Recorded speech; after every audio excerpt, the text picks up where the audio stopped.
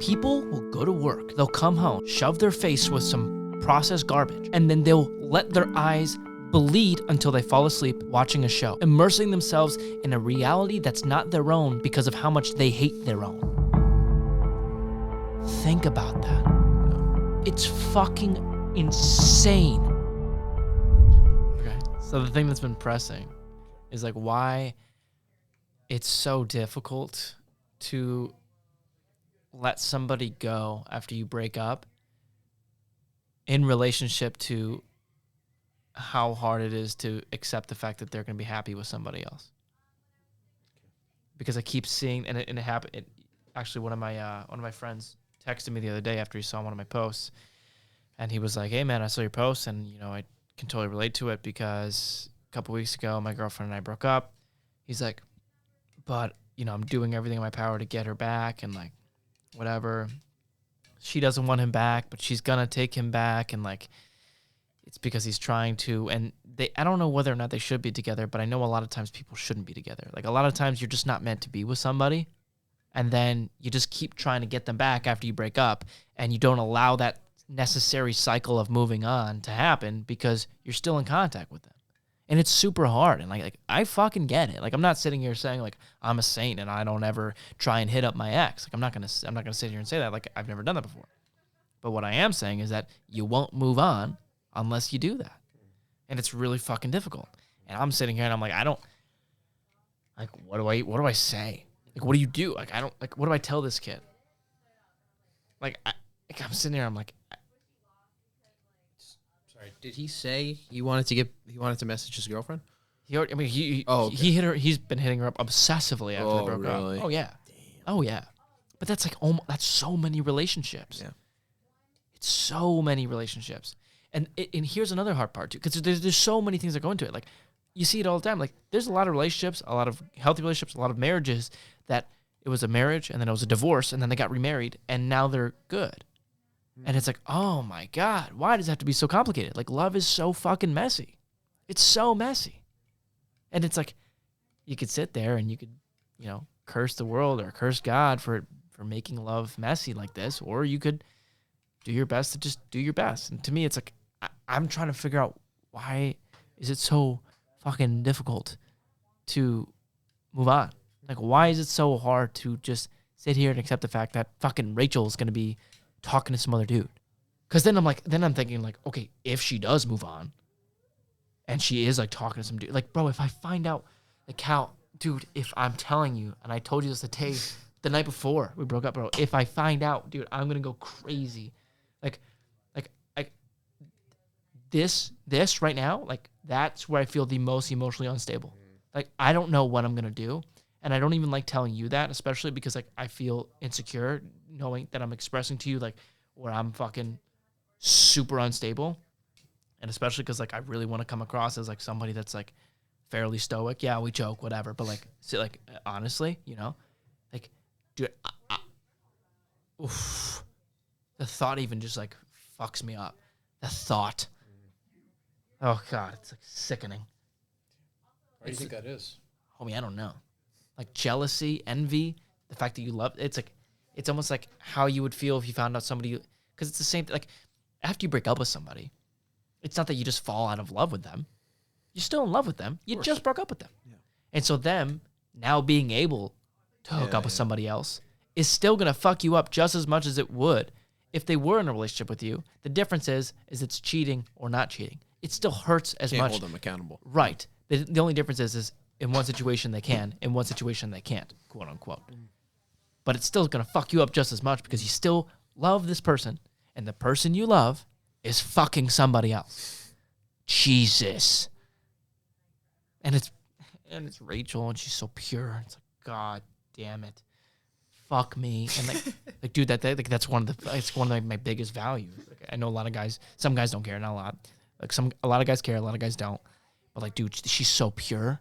And I'm like, oh my God, if somebody fucks that up. What do you mean by pure? Like, I mean, she doesn't fuck dudes. She doesn't like, she's not a slut at all. Yeah. And if she goes into like some senior, and like her friends, like, oh God, like if her friends start convincing her to like, oh, that guy's really into you. And he's like some fucking football player at URI. And She fucks him. Oh my God, bro. Like, sick, dude. Sick. I can't, like, honestly, I cannot describe you how fucking sick my stomach. It even makes me feel now. Like, dude, like, oh, it's fucked. Like, seriously. I don't even know how we got here. Jesus. These are the thoughts that run through my brain, dude. I hate how fucking insecure it makes me feel telling you this. Because like I want to come across to you as like someone that like I know like I can be vulnerable. I would pick this Jason over every other. I know, but I'm just saying like I get you though. I get you. Yeah. I don't want you to look at me a certain way, but I'm like at the same time, what am I gonna lie? But dude, God, yeah. I just fucking rambled about random shit. I know. I'm just. That's okay. God. What's wrong with me?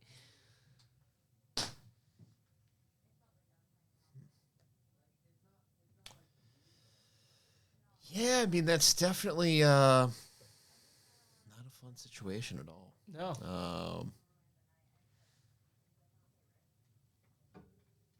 Yeah, and I think if that was to occur, because I think you saw a picture of her one time, right? Like recently, and it really, yeah. So I can only imagine if it was that other scenario. How it should affect you.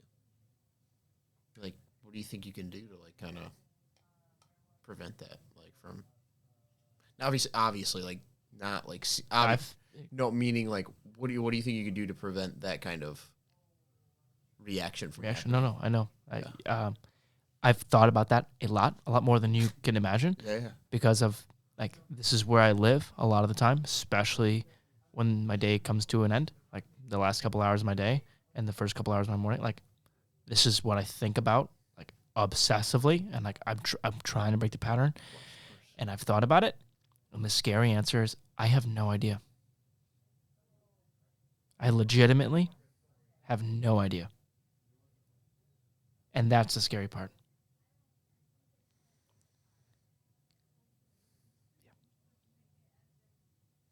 Do you feel like it would be a bad reaction? Yeah. Yeah. Oh, God. If like this is the part that makes me feel like an animal. Like, what's wrong with me? I haven't like dealt with this before. It's such a new animal. And like I look at so many other people and I'm like, I never understood where they were coming from. I had like, dude, you need to just do no contact. You just need to do no contact. Yeah. Easy for you to say till you have to do no contact after you broke up with somebody that you fucking are obsessed with. And now you have this deep gap of love that used to just be filled, that you were just used to because you were in a relationship. And now you don't have a relationship. And now I'm sitting here, I'm like, oh, fuck. Good old life coach Jay. Yeah, not so fucking useful anymore. Not really. Especially because I'm handling this like fucking shit. I mean, I wouldn't say that. Okay, externally, fair. Externally, I'm handling it okay. Internally, I'd say really well. Huh? I would say really well. Cheers. Internally, that's the difference. I mean, it's also like I don't know how else. Like you haven't done anything. I know. You really. I mean, it's just been an internal battle. It's I know. not like you put her on blast on your Instagram. Like fuck that. Like you know what I mean. Like I want to kill you if you ever. You know what I mean. Like you're not. Yeah. Like this is okay, bro. Like I'm not saying like this is normal. Yeah. Like. I think it's hard because you're in it. You know what I mean? You can't really. And I'm like, I'm just watching you go through the emotions, and I'm just like kind of sitting back watching. I know. And it makes me feel like a fucking loser. No, that's not what I'm saying. I know. I know. I just Well, because I mean, like I obviously don't know necessarily what you're going through, but like I can see how much it's affecting you because like you're catching your instinctual kind of reactions to it with a higher cognitive force, right? So you're like, I don't know exactly what, you were like, I would have notifications on, and then you're like, what the fuck is wrong with me? And it's like it's like your principle versus what you're doing, right? Like, you know what you should do, but what you're actually doing is not what you want to do. And I think you are trying to rush this process a little bit. God, and I know. And we talked about it last episode. It's like you can't rush it, right? And it's since you want it to just get over with, it's only getting worse, right? And so, I mean, what you do now, I think, obviously I'm not a professional, but I think, it's definitely trying your best to stay in that principled kind of mindset, right? And just allowing whether that be changing your environment, whether that be changing, something that putting your phone down, right? Like, or something like that. Like, I'm not obviously, like, these things are way easier said than done, no doubt about it. But like, I think it's definitely, you're in a tough spot, and I think you're being a little too hard on yourself, actually a lot harder on yourself. I think you're doing way better than you think you are. Yeah. Do you feel like, because I know this happens to me, like in the morning, I have no temptation to go on my phone. But at nighttime, I get those urges of dopamine hits to go on Instagram. Yeah, same. Okay. For sure. So do you feel like that occurs to you a majority of the day? Like, or is it like me when it's only like a specific time? When you start, like when I start going on my phone, that's when I get the temptation to start going on my phone. Yeah, I mean, definitely. Yeah. I don't really know. And like every morning's always the same. Like every morning I don't like, I feel like that's just been a pattern since forever. Like I don't allow myself to go on social media or do anything stupid. Okay. Like unless like there's like a reason for it. Okay. Like, like, but I feel like I don't even, at least in the morning time, I don't feel addicted because I've been on the other end. Like I'm kind of grossed out by the thought of like snapping in my bed. Yeah. Like you just feel like shit. Yeah. Watching YouTube videos. Yeah. I'm also I feel like I'm a bad example as well because I feel like I'm so addicted to the feeling of like feeling inspired. So like in the morning, like, I don't know, like it's not really like hard for me to like. It's not like I'm struggling to put my phone down in the morning. Yeah, this is a better example. Like I've just noticed like you message people. I mean, like because you're a very extroverted person, right? Like so like you're constantly messaging people, right? Like whether it be Snapchat, Oh yeah, and like or just over your phone message. Yeah. And I've just noticed like maybe it's just based on who I am because like that I could not be more on the opposite end of that spectrum, literally. And like that's just I'm more introverted, you're more extroverted in that sense.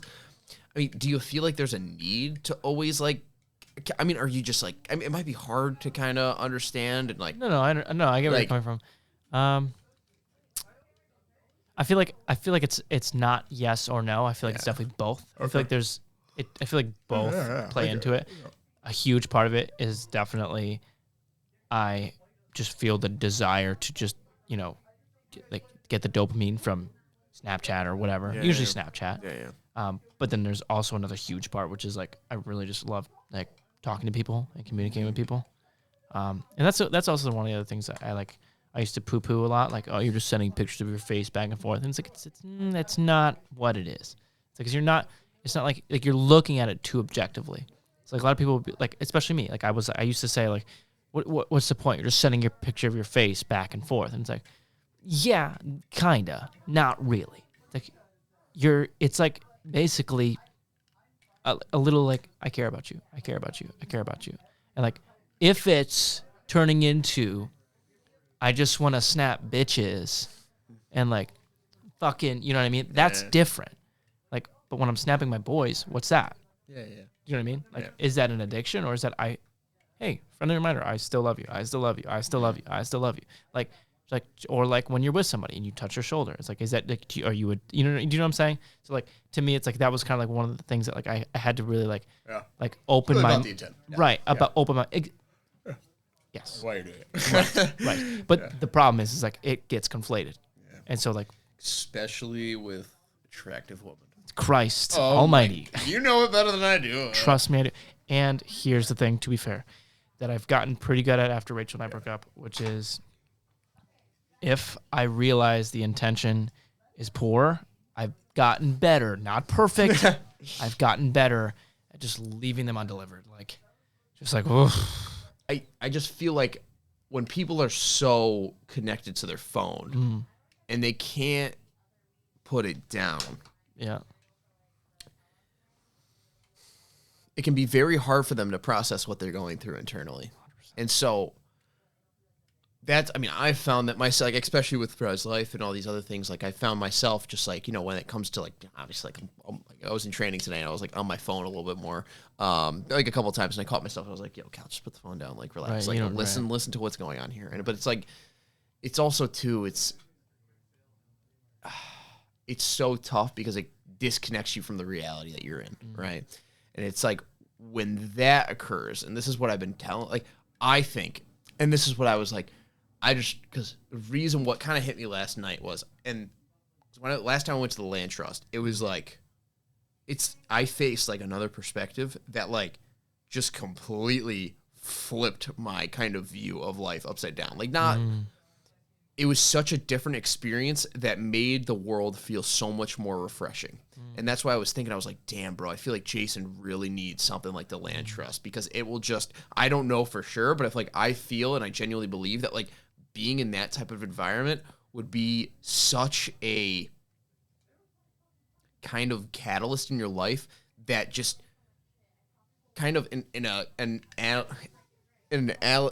analogy type of sense, like would take all that pain out of you and just like be in like such a fresh world where you feel so alive and you feel like kind of you're out of that autopilot kind of mode where you think this is just the reality, but by being in that different environment with the different perspectives and the like, would just bring so much life into you, right? Yeah. And so I feel like, with being on your phone, with being like, just generally speaking, with like being like on a full-time job, it's so easy for people to just get stuck in the life that like, oh fuck, this is the way life is. Like, but like, I just got to remind myself that like, it's not the case, because I feel like, when like, especially like lately, it's just been fucking, it's like, oh my God, I can't keep doing this. Yeah. Like, I don't want to drop names in here because I could save face. Yeah. But over the past couple weeks, one of the things that's just been pressing on me so heavy is like it just keeps happening over and over again. People like get so surprised that I don't watch any shows or anything, and I'm like, oh my God, like you do this every dude day. That's crazy. Oh my every God, day. People will go to work. They'll come home, shove their face with some processed garbage, and then they'll let their eyes bleed until they fall asleep watching a show, immersing themselves in a reality that's not their own because of how much they hate their own. Think about that. Yeah. It's fucking insane. Like a lot of people do. The storytelling, the cinematic way that these shows are filmed, like everything about it, yes, it's brilliant. Yes, the stories I can appreciate. However, it's like what they're using it for. People are escaping their lives. Yeah. They're not stepping out. They're not enjoying. They are escaping from their lives. And they're living vicariously through characters, but just... I'm like, oh, that terrifies me. Yeah. That terrifies me. And I'm not going to sit, like, again, like, I spend a lot of time on my phone as well. Like, I'm not going to sit here and pretend like I don't. Yeah. However, I'm like... But it's how you're using it. Right. And you feel differently when you're doing it. True. Like, right. But I feel like it's... Because placing yourself in a new environment, or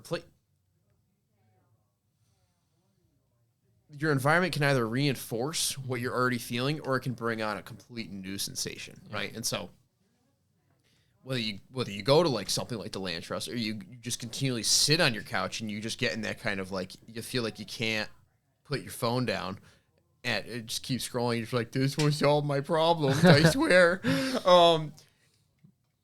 It really can just either enhance your life or destroy it. And it's like, right. So many people aren't actually being life. Like, right. they're just passively, like you said, living through other people. And it's like, that's scary for sure. And again, like, listen, like, I don't want to say that and come across as judgmental. Cause like, honestly, like, although I don't understand the perspective even a little bit, if you actually, and I mean actually, enjoy your life and think that you're doing your best to contribute to the world, okay. Like, I don't have anything for you. Do I agree? Probably not. If we poke and prod, are you lying? Probably. But I'm not you. I'm not going to pretend like I'm you. So, like, who am I to judge? I'm just saying the way that I look at it, the way that I spend my time, the way that I think and know I would feel if I spent my time that way.